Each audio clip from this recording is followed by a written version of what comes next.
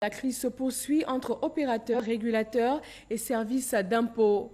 En cause, le cumul de taxes d'un montant de 7,2% sur les commissions des opérateurs contenu dans l'annexe fiscale 2019. Le marché du mobile money en Côte d'Ivoire connaît donc une augmentation, notamment pour les frais de transfert d'argent. Comment en sommes-nous arrivés là? Cette augmentation est-elle justifiée? Et que fait le régulateur de marché? Cheikh Koné. Bonjour. Conformément à l'annexe fiscale 2019, de nouvelles taxes s'appliquent aux transactions. Consultez les nouveaux tarifs. C'est par ces messages via les téléphones portables et les plateformes des réseaux sociaux diffusés le lundi 25 février que les 3 opérateurs de téléphonie mobile ont informé leurs abonnés sur la mesure d'augmentation des frais de transaction. Une hausse pour la moins surprenante pour les consommateurs. Il faut dire que concernant l'augmentation du transfert, là, mais concernant moi, ça ne m'arrange pas. Vu l'évolution de certaines choses-là, c'est trop. Viviane Guesson s'est rendue dans un point d'émission de monnaie électronique.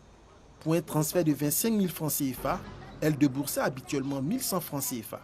Mais ce matin, Viviane va devoir ajouter 90 francs CFA sur les frais, soit 1190 francs CFA. Je trouve qu'il y a un peu trop de taxes dont on ne comprend pas le sens. Que ce soit avec d'autres opérateurs, on a toujours des augmentations de taxes. On ne comprend pas pourquoi, on n'est pas informé. Mais ça ne peut pas continuer éternellement d'imposer, de taxer, on ne sait pas pourquoi. La hausse des tarifs varie d'un opérateur à un autre et d'une tranche à une autre. Un exemple. Pour une tranche comprise entre 1,5 million francs CFA et 1,5 million francs CFA, les frais s'élèvent à 21 445 francs CFA contre 19 900 francs CFA, soit une hausse de 1 545 francs CFA. Pour les opérateurs, cette augmentation fait suite aux mesures de la nouvelle annexe fiscale 2019 qui applique une série de taxes sur le chiffre d'affaires des entreprises émettrices de monnaie électronique. Ce n'est pas de notre fait. L'annexe fiscale a bel et bien été votée par l'Assemblée nationale, donc ça ne vient pas de nous. C'est en application de principes comptables simples qui veut que lorsqu'une entreprise voit ses charges augmenter, et lorsque ces nouvelles taxes sont notamment des taxes à la consommation, il est clair que cela doit être répliqué sur le prix du bien ou du service produit. Toutefois, les opérateurs précisent être ouverts aux discussions. Du côté de la Direction générale des impôts, une hausse des tarifs ne saurait s'expliquer.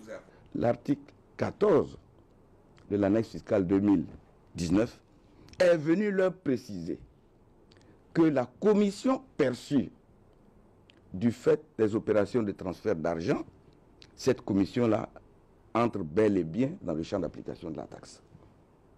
Pour prendre un exemple, lorsque vous faites une opération de transfert d'argent à 100 000 francs, la commission de l'opérateur est de 2100 francs.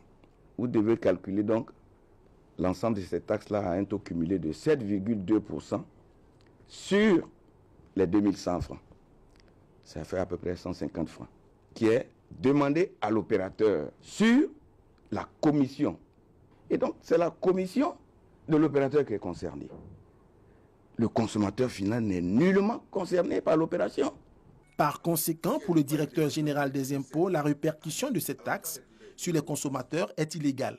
Dans un communiqué, la Direction générale de l'autorité de régulation des télécommunications a exigé de tous les opérateurs de téléphonie l'arrêt immédiat de l'application des nouveaux tarifs entrés en vigueur.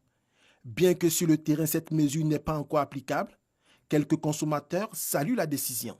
Je tiens à saluer les régulateurs du marché et la DGI. Elle gagnerait plutôt à aller plus loin.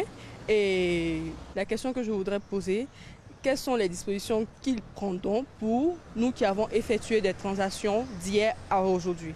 Notons que dans l'annexe fiscale 2019, en son article 14, au titre des mesures de rationalisation et de modernisation, des taxes spécifiques exigibles des sociétés de téléphonie ont été instituées.